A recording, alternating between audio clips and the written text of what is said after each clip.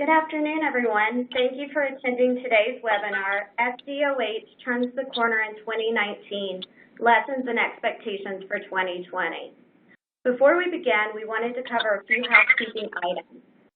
At the bottom of your screen are multiple application widgets you can use. All the widgets are sizable and movable, so feel free to move them around to get the most out of your desktop space. You can expand your slide area or maximize it to full screen by clicking on the arrows in the top right corner. If you have any questions during the webcast, you can submit them through the Q&A widget. We will try to answer these during the webcast, but if a fuller answer is needed, or if we run out of time, it will be answered later via email. Please know we do capture all questions. For the best viewing experience, we recommend using a wired internet connection and closing any programs or browser sessions running in the background that could cause issues. Webinars are bandwidth intensive, so closing any unnecessary browser tabs will help conserve your bandwidth. The webcast is being streamed through your computer, so there is no dial-in number. For the best audio quality, please make sure your computer speakers or headset are turned on and the volume is up so you can hear the presenters.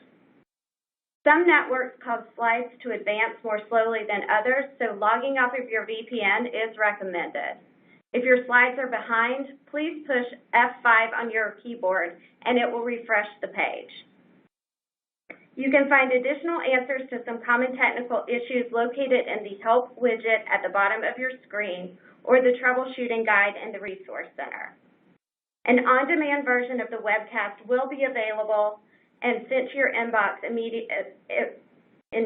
inbox approximately 24 hours after the live event. Now I would like to welcome today's speakers, Rich Marino and Aaron Benson from LexisNexis Risk Solutions. Rich Marino is the Director of Strategic Solutions. In his current role, he provides industry and solution expertise on such topics as improving health outcomes, reducing the cost of care, and enabling consumerism. Over the last 20-plus years, Rich has focused on the use of analytics and predictive modeling on healthcare and non-healthcare data. Rich has leveraged this background in industries such as benefit management, statistical software, FWA, and health IT. In addition to LexisNexis Healthcare, Rich has worked at such companies as Optum, Finengenics, SAS Institute, and Change Healthcare. He is a graduate of the University of Illinois at Urbana-Champaign. Aaron Benson is the Senior Director of Market Planning for LexisNexis Risk Solutions. Her focus is on the development and execution of strategic planning for member identity and socioeconomic determinants of health. She holds a bachelor's and master's degree in Human and Organizational Development from Vanderbilt University and an MBA in Strategy and Management from Duke University, the Fuqua School of Business. Thank you both for being here today. Rich, I am now turning the floor over to you. Well, thank you for that introduction, and thank you to all of you attending today via the live webinar or at some later time for recording. As the year is winding down, we thought it would be best to talk about what lessons the market has learned this year and how we can leverage all those learnings for 2020. With that in mind, we built this agenda for our conversation, built really around three items. First, what were the attention-grabbing headlines in 2019 around social determinants of health that will really impact our 2020 efforts? Second, we realize there's currently a lot of buzz about social determinants of health in our market. And anytime there is a significant amount of buzz, there also is a significant amount of common misperceptions about an item. So we're going to review the myths and truths around social determinants of health as it relates to how it works and what it is. And then finally, people oftentimes, when they talk about social determinants of health, we rush to talk about how it is analytically. So instead, at the very end, we're going to talk about how it's actually used and deployed operationally in the form of care management use cases. So with that having been said and the agenda been discussed, let's go ahead and get started with our conversation today. As most of you are aware, the quality of healthcare delivered to a member only impacts about 20% of their overall health outcomes. It's estimated that social, environmental, and behavioral make up for another 60% of the overall health outcome status, with genetics accounting for the final 20%. So finding out that 60% of our members' overall health status is accounted for elements that's not included in clinical or claims data might set off a huge red alert for those of us who are focused on clinical quality improvement, right? So immediately the question gets asked, well, where do we go to identify those members at risk due to those social, environmental, and behavioral barriers? And really what you see here is social determinants are the X factor. This is why we spent so much time in 2019 on social determinants of health and trying to ascertain what they go ahead and deliver to us. And on this slide, you see 4 different buckets that talk about the type of insight that can be gained. The first bucket is social and community context. Within this bucket, we're typically trying to find out how engaged our members are in their community, how far removed they are from potential relatives or close associates that might be able to provide additional care and be primary caregivers sometimes. The next bucket you see is neighborhood and built environment. So in this particular bucket, we're striving to learn whether or not they live in a safe neighborhood for going outside and exercise. And if they do, does they have access to playgrounds and walking trails? Do they live in a food desert? And if so, do they have access to transportation to get out of that food desert and get the nutrients that you need to live a healthier lifestyle? And what is the median income for that neighborhood? We look to the right further at that blue bucket, and we're talking about education. And primarily what we're really trying to ascertain here is, are they, their family, or people at their household healthcare literate? So at what level should we communicate in them for them to effectively understand what they need to do to follow medical protocol? And then finally, in the upper right-hand corner and the green, economic stability. Do they have stable housing, or are they moving from couch to couch? Do they have enough estimated income and financial assets to afford prioritizing health care? Or is that just a dream in their head that they'll never be able to get to?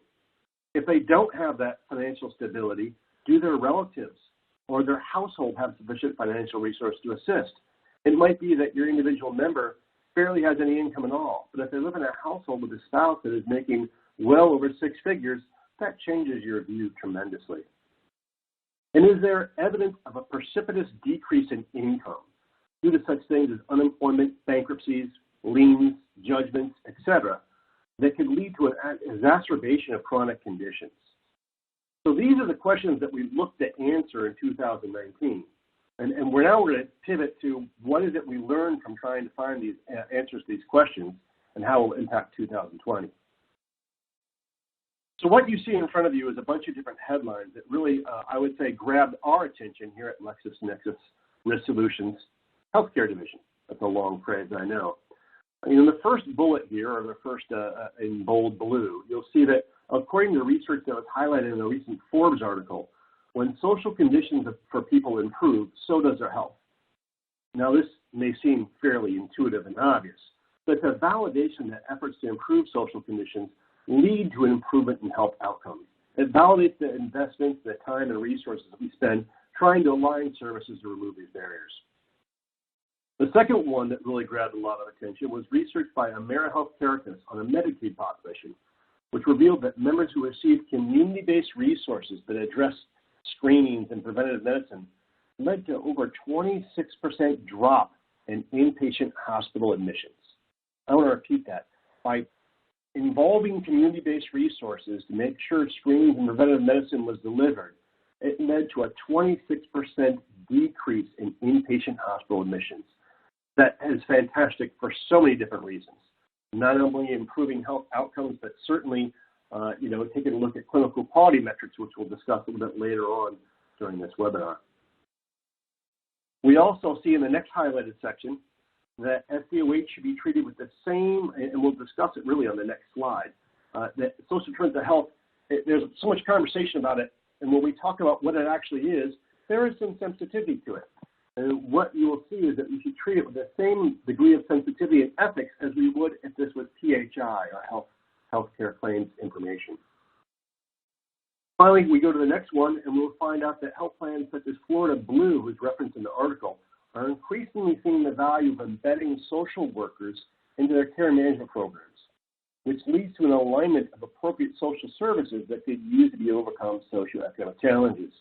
So if you're socially isolated and live in a food desert, the social worker can inform the clinical care management team how they can access and coordinate, say, for instance, with Meals on Wheels. And then finally, the last article, which really got a lot of our attention down the bottom, was one about the Alliance for Better Health at MVP Healthcare out of Schenectady, New York. They're missing over $800,000 in social services that can address people with emergency housing, food, and other caregiving services. A fantastic quote from the article from one of the key sponsors was, quote, "If they can't buy food or are having trouble finding stable housing, it's very unlikely the medication I prescribe for diabetes or hypertension is going to get filled." So social services is a means to address the fact that medication adherence involves more than getting the script filled.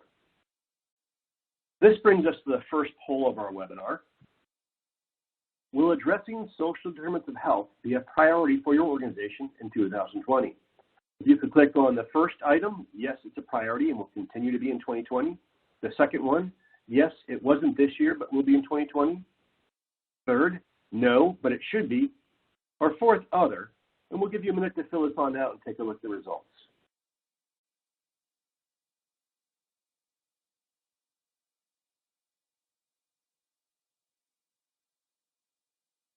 We'll give you a few more seconds for those of you who are still making your mind up on what you think accurately reflects your organization, and then we'll take a look at the results.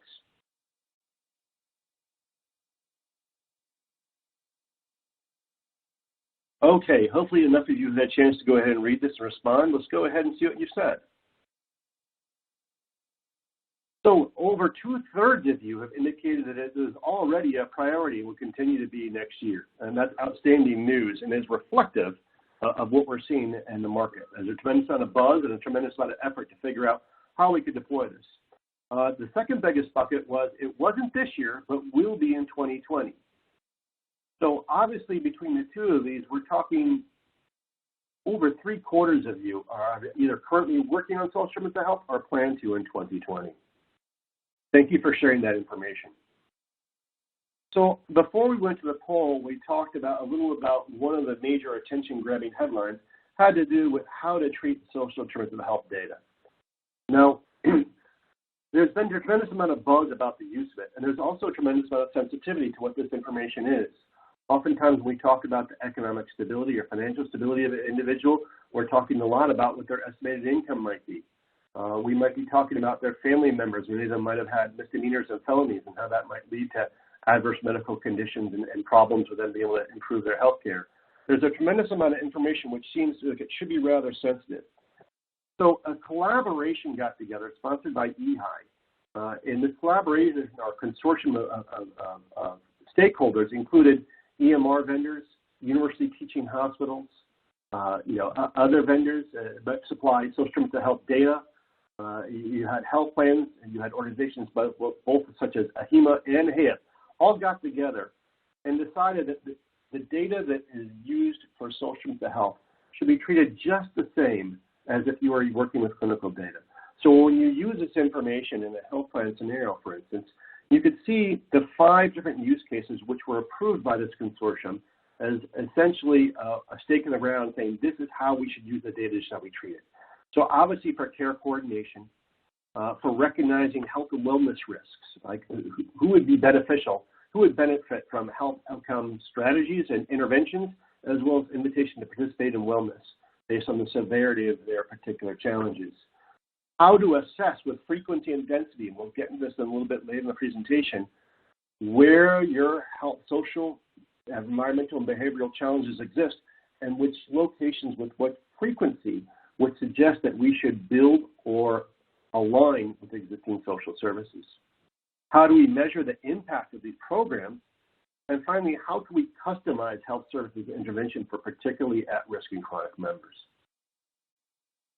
So to sum it all up, when we talk about the use of social determinants of health data and the insight it can provide on it by itself or in conjunction with other clinical or claim-based information, we advise, and this consortium advises, that you simply think about it like you would clinical data and apply the appropriate ethics and standards.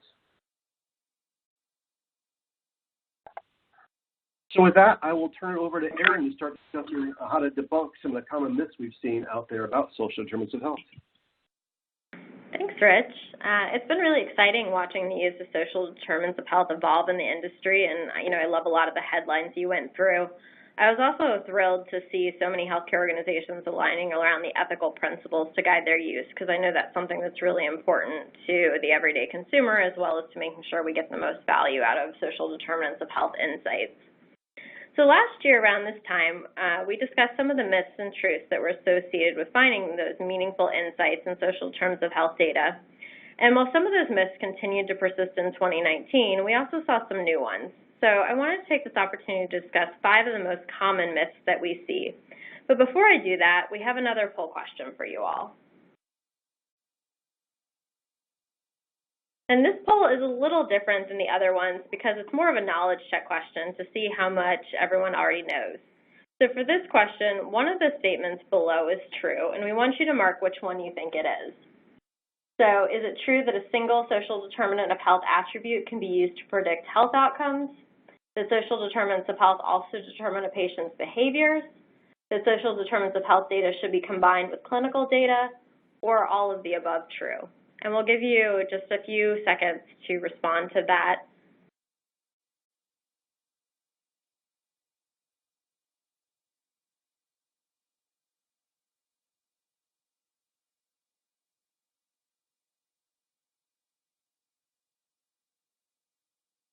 All right, I think we'll go ahead and move and see where the results are coming through. Oh, so we have almost 80% saying all of the above are true, about 17% saying that it should be combined with clinical data, and actually only 2.5% picked the right one, which was that social determinants also determine a patient's behaviors. So those are meant to be a little bit tricky, but the answer is that the social determinants determine a patient's behaviors. The other two, that only a single attribute can be used to predict health outcomes and that social determinants should always be combined with clinical data, are myths. The truth is you need a combination of attributes to be able to best understand the impact social determinants have on an individual, and social determinants of health data is useful with and without clinical data. So we'll talk about these in a little bit more depth just to really get into why those are myths.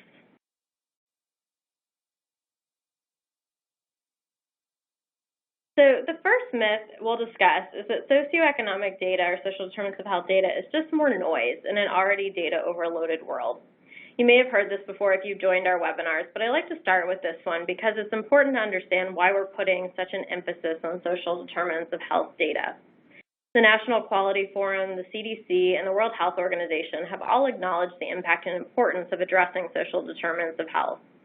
You probably have seen studies such as those from county health rankings that show that medical care determines only about 20% of overall health, while social, economic, and environmental factors determine 50% or more. So to effectively achieve better health outcomes for members and reduce their overall costs of claims, health plans can't afford to ignore half of what determines their members' overall health.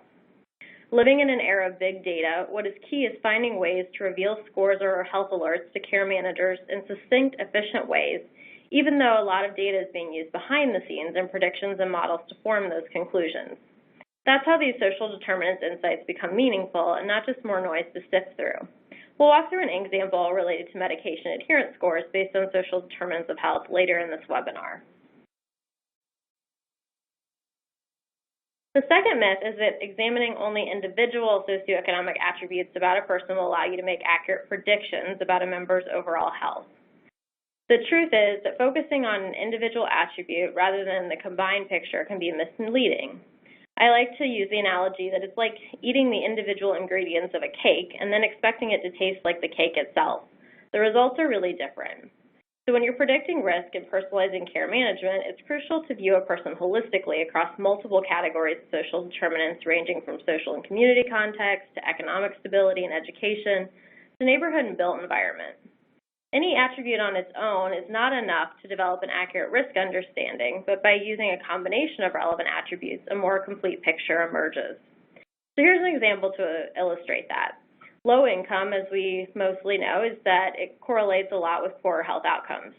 However, if you also knew that that member who had low income was in college, it may indicate that that low income is temporary. The member may actually be more likely to attain a better health outcome since education often leads to better career opportunities and a higher future income. So again, it's just really important to look at that combination. The third myth is that social determinants of health is only useful in combination with clinical data. This one was a bit misleading because it can be useful adding it to clinical data because it can help payers to more accurately predict risk and provide personalized care.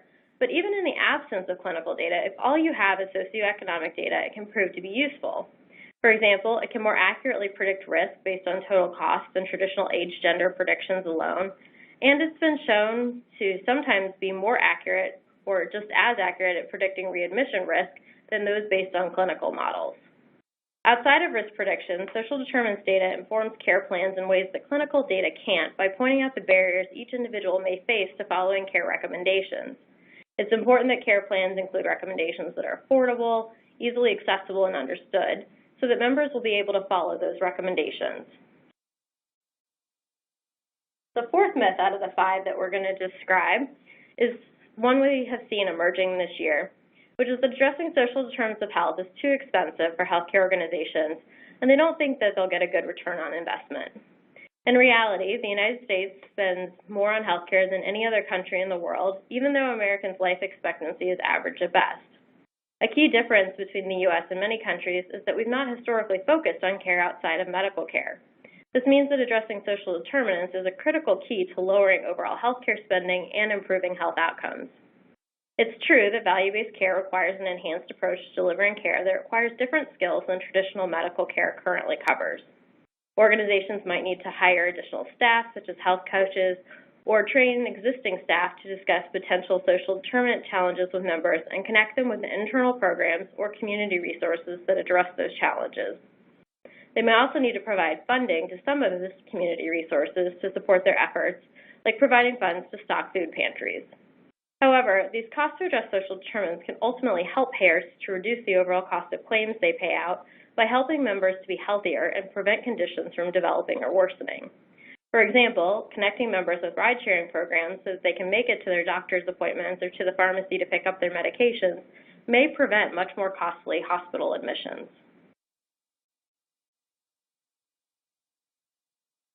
And the last myth we want to discuss is that a member's behaviors have a bigger impact on their overall health than social determinants. The truth is that studies have shown that socioeconomic factors contribute more to health outcomes than behavioral factors do. And it makes sense when you think about it because social determinants are often the why behind the behaviors. For example, we know that exercising is an important behavioral determinant of health, so why wouldn't an obese member exercise? Social determinants can often explain it. If they live in a high-crime area, it may be unsafe to exercise outside. If they have financial challenges, they may choose paying utility bills over a gym membership. If they don't have a strong social support system, they may not be motivated to get healthier. The behaviors are strongly influenced by their circumstances, and by addressing these social determinants of health, care managers enable better health outcomes. Now that we've discussed some of the myths and realities associated with social determinants of health, I'll turn it back to Rich to talk about how to manage and make the most use of those insights. Thanks, Erin, and thanks for everyone for staying tuned with us. So as Erin talked about, we were going to talk about use cases and examples for SDOH in care management.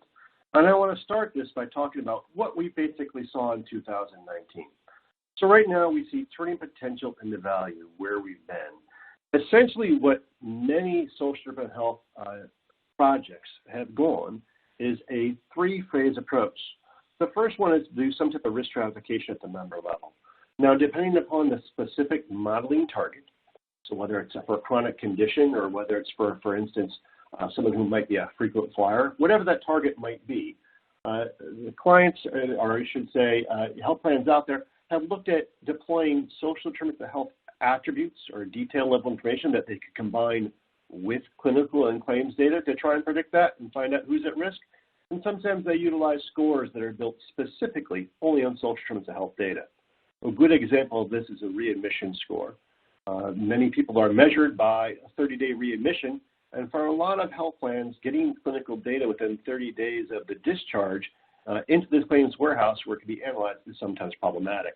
So the use of a social determinants health only model could sometimes expedite awareness of who might be at risk. But suffice to say, the first step is to do some type of risk stratification, inclusive of social determinants of health and perhaps clinical data or on its own, to identify who is at risk. The second step is to go ahead and understand why they're at risk.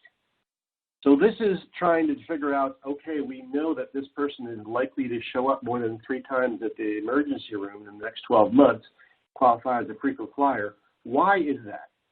And that's where you start to identify that they might be socially isolated, they lack the transportation to get to a primary care physician, and they might be financially unstable and able to afford medication which would manage their condition, which leads them to an expensive emergency room utilization rather than the preventative medicine or medical protocol which would manage their condition.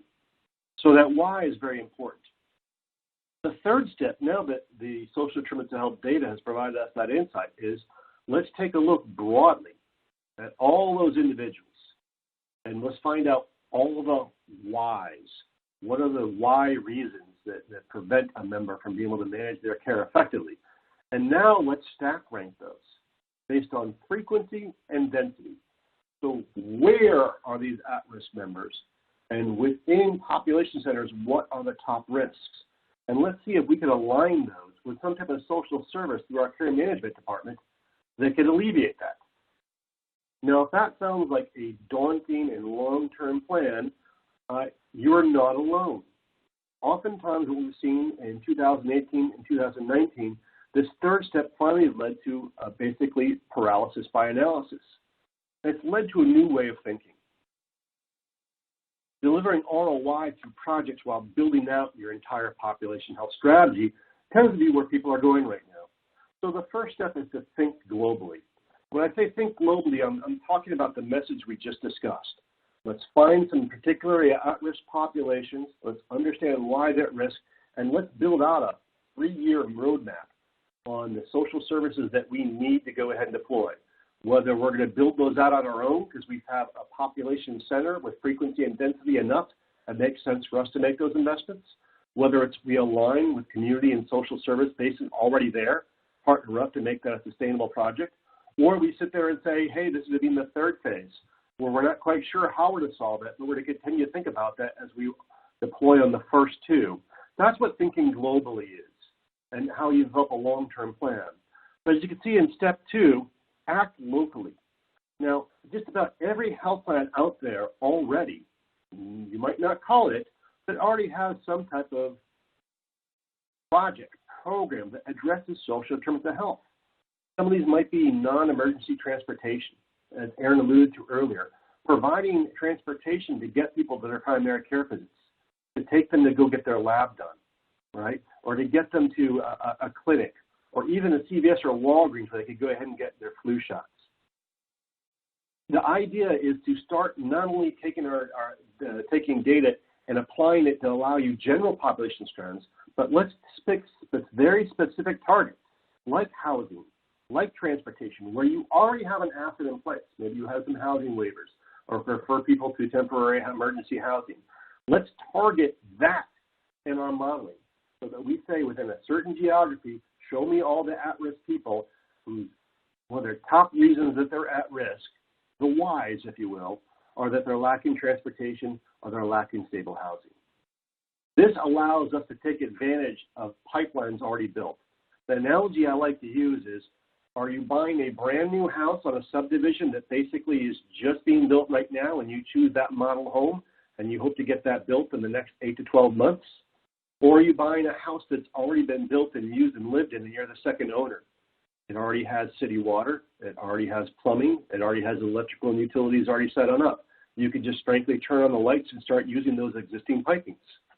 That's the difference between thinking globally and acting locally. Acting locally allows you to take on specific finite projects that could deliver immediate value both to your members as well as to your organization while you build up a global strategy. Then the third, which could frankly be a subcategory or 2, is let's not forget about clinical quality scores. So clinical quality scores, the 2 that we think of most in the payer world are going to be HEDIS and STAR. And within HEDIS and STAR, you already have measures that you're being held accountable to. So whether it's the 30-day all-plan cause readmissions, colorectal cancer or breast cancer screening, medication reconciliation post-discharge, which might be more of actually kind of a mixed macro, but you look at it like statin therapy for people with diabetes, medication adherence. we're already being measured on those, and we already have some programs to make sure that we address people who are at risk for not having those HEDIS or STAR gaps closed. Let's take advantage of that existing piping too, because that's an instance where we already have the house built rather than we're waiting for the subdivision and the miles and everything to be finished.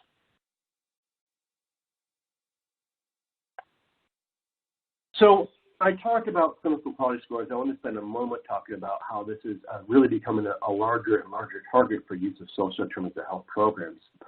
There's some fairly dramatic news based out of CMS in regards to what's going to change in 2020.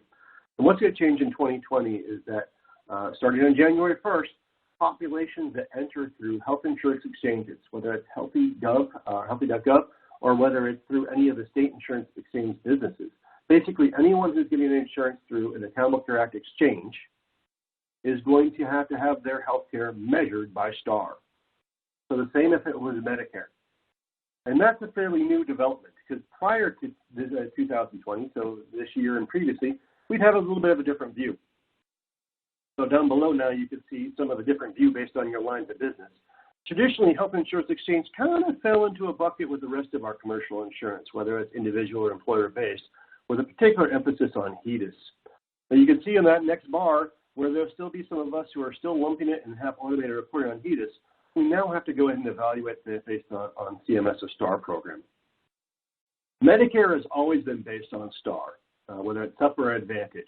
But you'll see in future slides that STAR and HEDIS have a tremendous amount in common.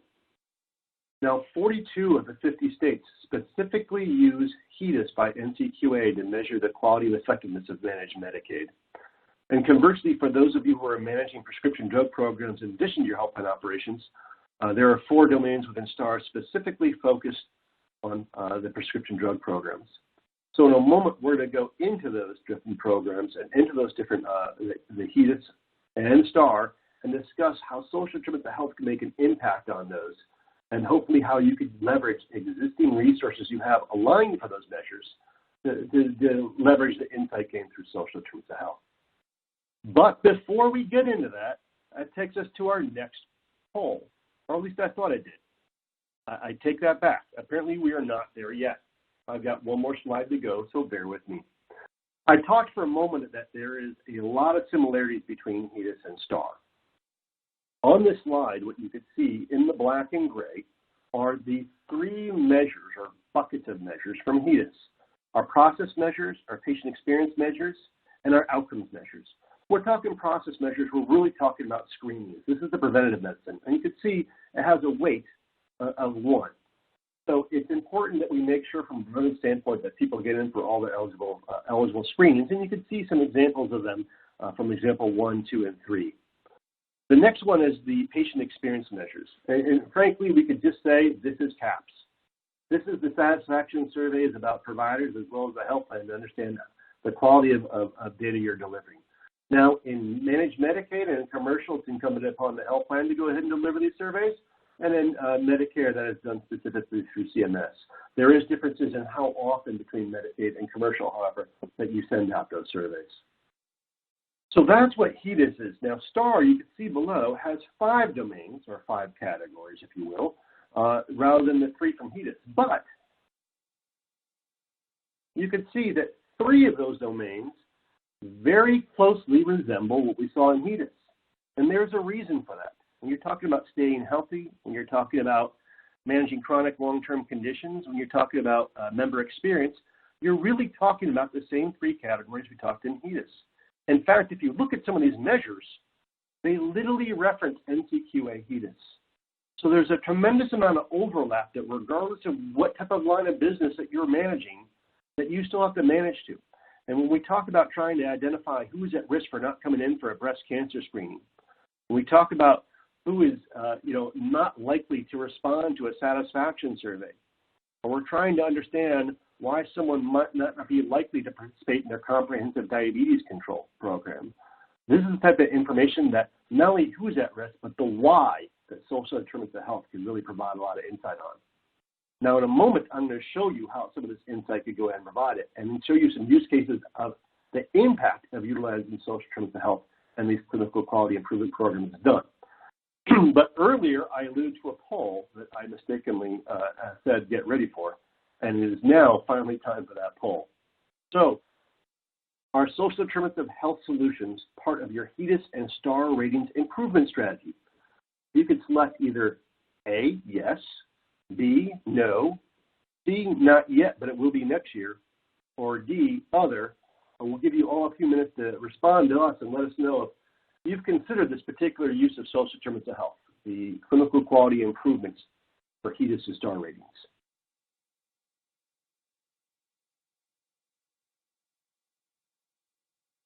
I'm going to give you a few more seconds before we go and start examining some of your results, and then we can move on to the use cases.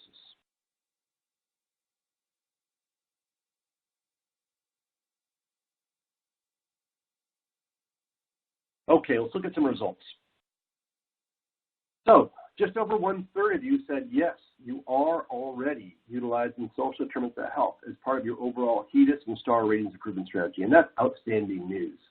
And as we move forward into 2020, we would love to be able to reach out to you and promote some of the stories about how this has been effective and how you've been able to go ahead and improve your HEDIS and STAR ratings. Just under 20% said no, it's not currently part of your overall strategy. And then just shy of a third, I might be exaggerating there, but just under 30% said not yet, but it will be next year. So these are the folks who are probably would benefit the most from some of the use cases that we'd like for you, some of you in the first bucket, to share with all of us. But in the meantime, I'll share what is publicly available.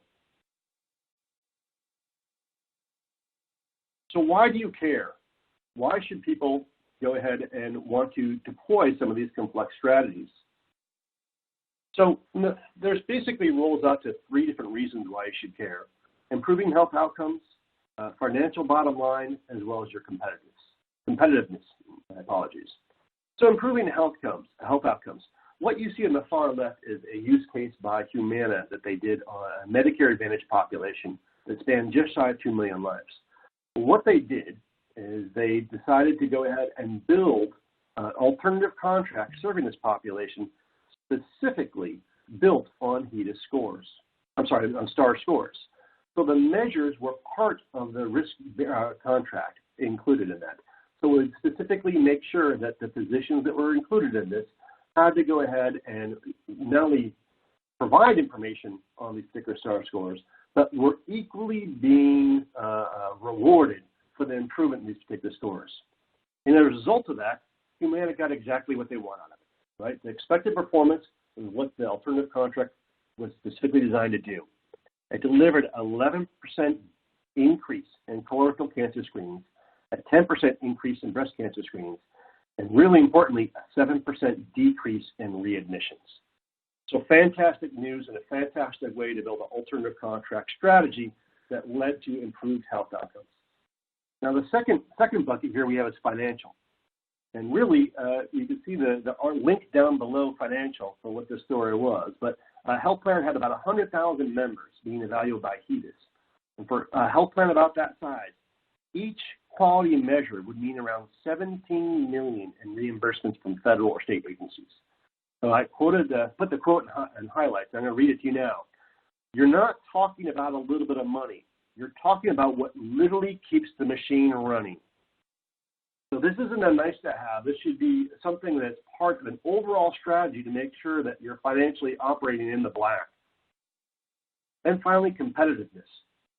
No secret that we're all being judged and evaluated by this.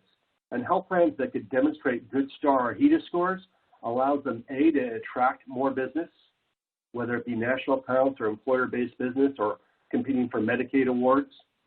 And also, it allows you to go ahead and retain your business. So when your particular large employer is up for renewal, the fact that you could trot out these scores allows you to tell a little bit tougher line and making sure you're keeping your margins up.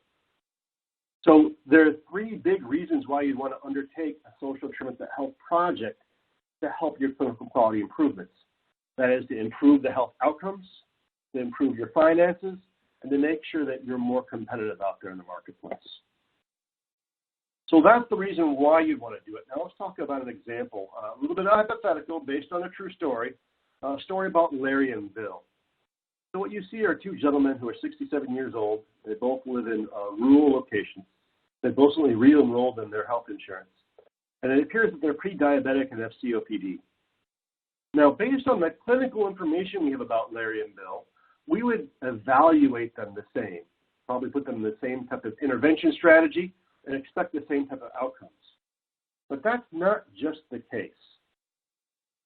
If we decided to take 5, depending on who you listen to, there's 5, sometimes 6. Kaiser Family Foundation left to cite 6. They break out food and food security and food deserts into its own category, out from neighborhood and built environment. But if you look at Healthy Gov and you look at CDC and so forth, they're basically 5 categories of social determinants of health.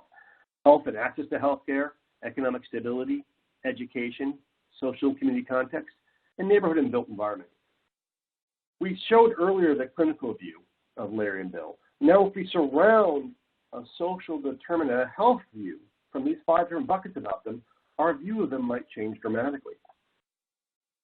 So here you can see that with Larry, we're looking at a little bit of a dire situation, right? So Larry's information tells us a dramatically different story. Unfortunately for him, he is not close or within 40 miles of any primary care physicians or hospitals. His averaged income under $25,000 the last 2 years.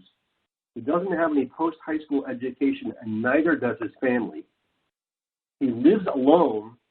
No family is close to him or any close associates who could provide additional caregiving. And he lives in a high-crime neighborhood not fit for any outdoor exercise.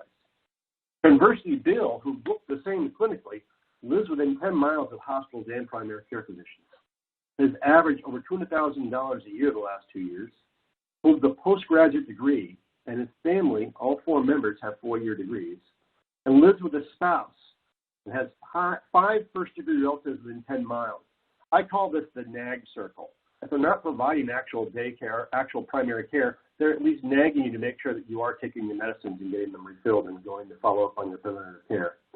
And then finally, he lives in a safe neighborhood with no vacant homes, so it's fit for him to go outside and exercise.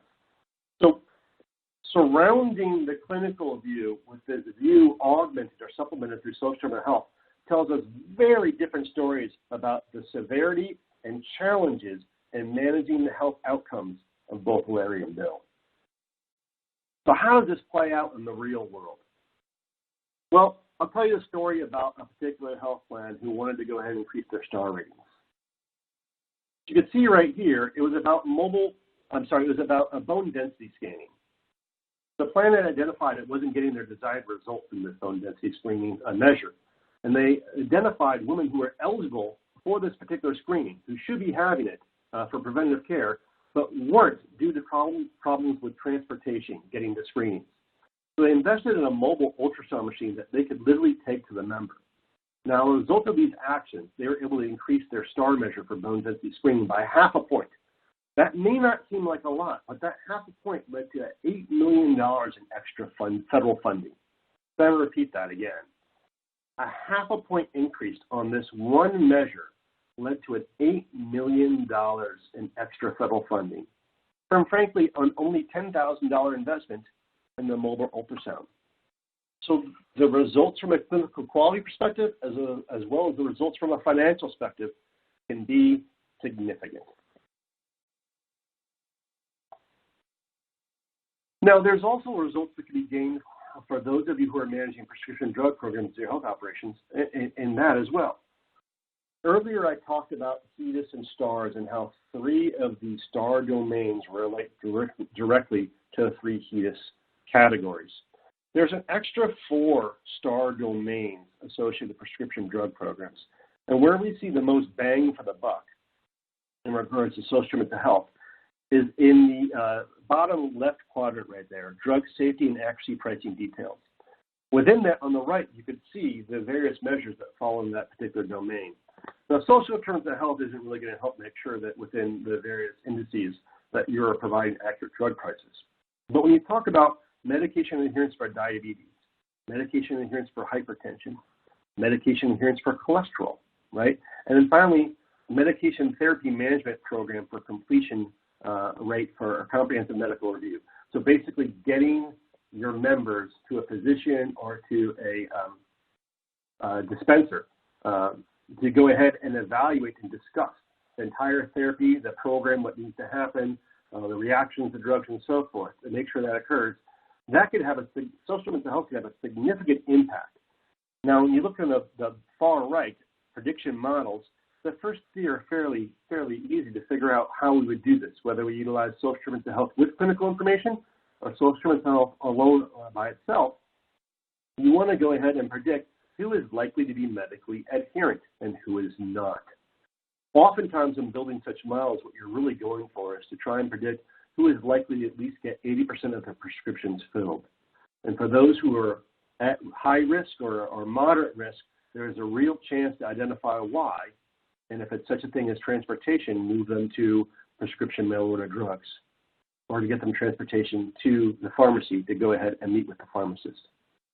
For the bottom, for the medication therapy program for CMR, also what we find useful is a motivation model.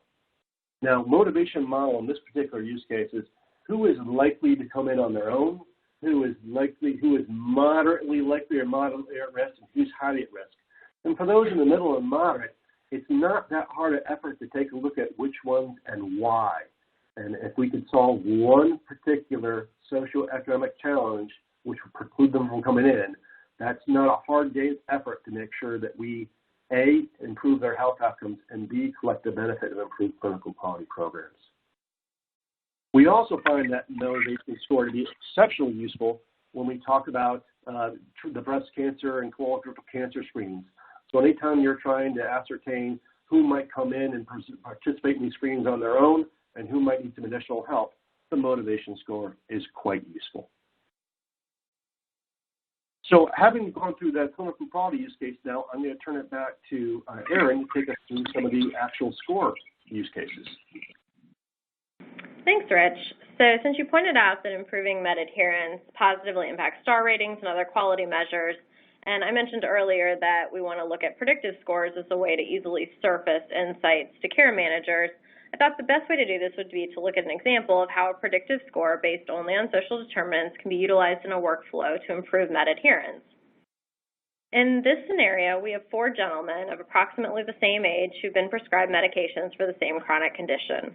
Statistics will show that 20 to 30% of prescriptions are never filled, and 50% of medications for chronic diseases aren't taken as prescribed by their doctors. That means if we look at these 4 members, 2 of them are statistically likely to not take their medications the way their doctor intended. Without any claims history, traditional medical care would tend to treat them as though they have the same risk level for medication non-adherence. But looking at their social determinants, we can start to explain why their risk is different. Within a population health or a care management system, a medication adherence score based on social determinants can be presented to a care manager or a social worker that predicts the likelihood of each member to adhere to their medications over the next 12 months based on that individual's social determinants of health, with 100% being adherent all the time and 0% being adherent none of the time. So as you can see here, of our 4 members that are shown, Jack is only likely to adhere to his medications 25% of the time, or a fourth of the year. He is the highest risk for non-adherence, although Monty also has some social determinants challenges that raise his risk. What this illustrates is that without social determinants insights, we might be missing opportunities to intervene before a complication develops or worsens. Social determinants of health provide that view into otherwise hidden risks. Since Jack is the highest risk of non-adherence, the care manager can start by viewing social determinant insights on why his risk is so high.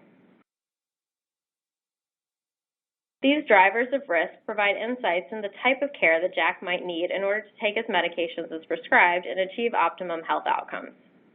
For example, we see here that Jack's 2 care drivers are related to economic stability, income, and overall financial health. He may need financial assistance to be able to afford his medications according to the schedule prescribed. He also has a social determinants of health indicator that social support might be a challenge. For example, our team of data scientists have shown that individuals whose nearest relative or associate lives more than 25 miles away are less likely to adhere to their medications. Jack might need someone to check in with him more often or to have medications delivered if he isn't feeling well enough to pick them up himself. Using these social determinants of insights, healthcare organizations can partner with community resources or they can build programs in-house to address their members' needs. Well, Jack was at extremely high risk of not adhering to his medications and would definitely set off some red flags and need for extra care. We also want to look at those that are bordering close to adherence. So if we look at Monty, he's predicted to have a 65% adherence rate over the next year. 80% or above is typically considered to be adherent by industry standards, so he's fairly close, and we would want to see what insights into his social determinants reveal about his care plan. Looking at individuals like Monty, who are close to that 80% rate, can be especially helpful for improving quality ratings around medication adherence because a small change in their care plan may be able to help these individuals that are just south of 80% adherence to reach that desired adherence level more quickly. So if we look at Monty's social determinants of health, we'll see that where Monty is currently living has a high degree of crime in the neighborhood, so there might not be pharmacies he can safely access. There's also indicators that he was recently involved in an accident. Given those factors, he might need medications delivered to his house.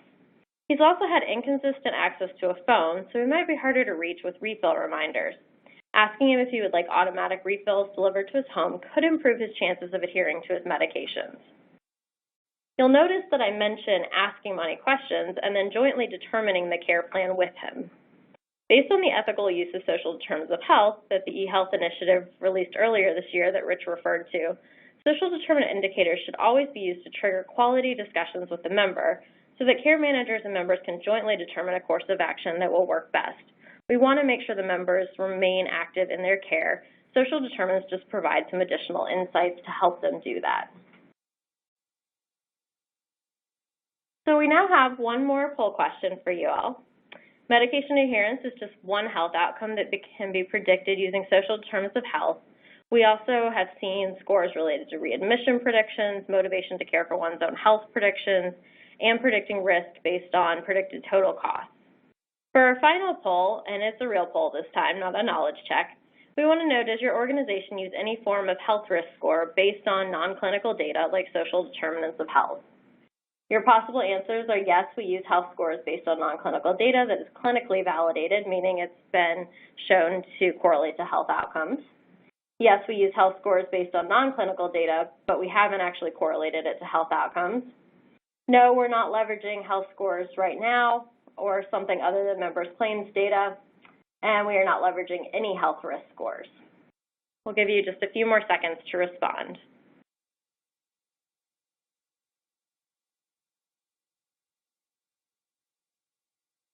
All right, and if we look at the answers, it looks fairly split. So we're kind of at, it looks like the main one is no, we're not leveraging them right now.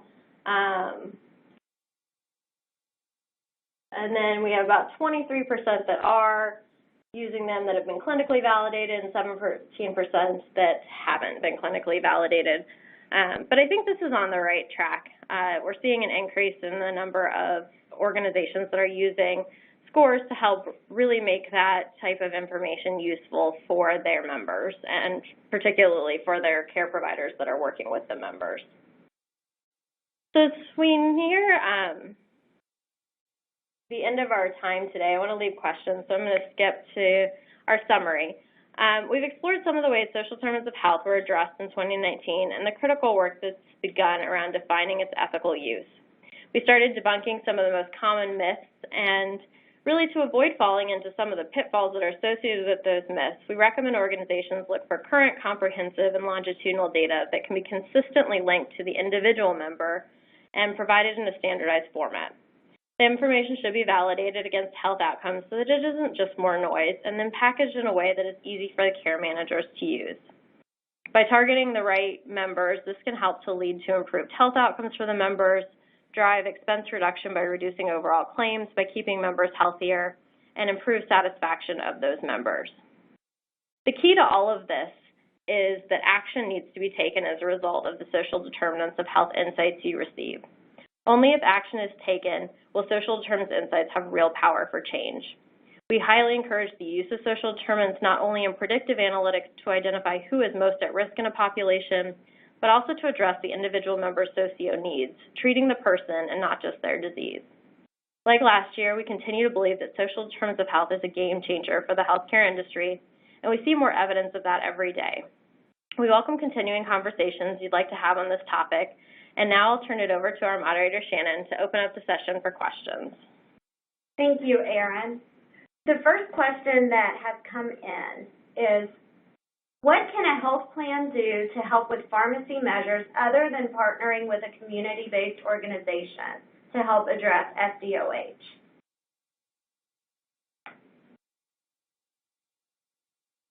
Yeah, that's a great question. So there's certainly partnering with community-based organizations, but I think pharmacies also can look at some of the health alerts and use it to determine where they should be spending time doing consultations with patients. For example, if you look at a score that's related to medication adherence and you mix that with a score related to how motivated someone is to take care of their own health, if they're likely to take their medication as prescribed and they're highly motivated, you probably can spend very minimal time with them when they come into a pharmacy.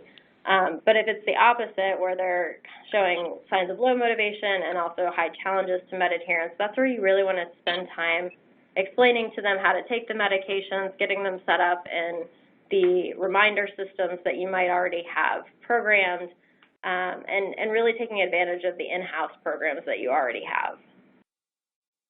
Rich, anything you want to add to that? I think that kind of nails it, right? The motivation to come in and get to come in and participate in the medication therapy programs, medication adherence, understanding why they might be. A simple thing might be to be able to change them from having to pick up their prescription if it's not a controlled substance to mail order delivery, or having arranging for transportation to get to the pharmacy. That doesn't necessarily always have to be done through some community services. I know, for instance, that Lyft in 26 states has an agreement in place for your Medicaid members that can be leveraged to get them in. So it doesn't always have to be a long-term plan into building out strategies like that. Sometimes the whys can be fairly easy to solve.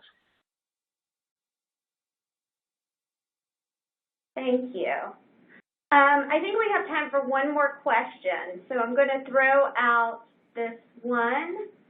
Are there standard codes for some of the principal SDOH that are being used and accepted for reimbursement?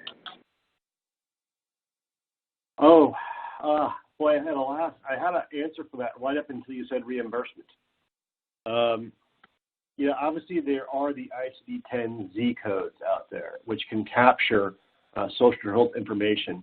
What we found is that those have only been, available to our healthcare marketplace here in the United States for a couple of years, and largely they are not being utilized by our physicians and providers.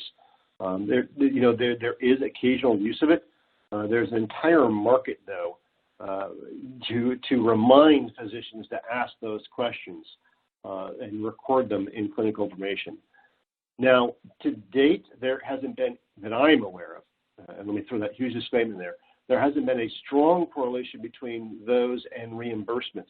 However, there is a lot of noise in the industry about including them for providers and health plans participating in accountable care organizations, alternative risk, to include that as a mechanism for saying, just like if you're doing episode grouping and determining that there's a pool much more risky based on clinical information, to include that social determinant of health Z factor or Z code in there to say, hey, I should be getting additional reimbursement for this higher risk. So the conversation has started. I'm not personally aware yet of any public use case that I could reference. Thanks, Rich.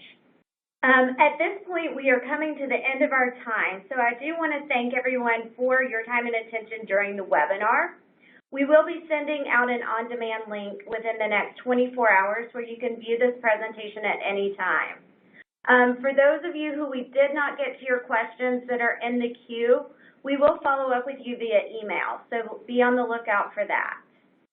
And that concludes today's event. Thank you again for your time and attention, and have a great afternoon.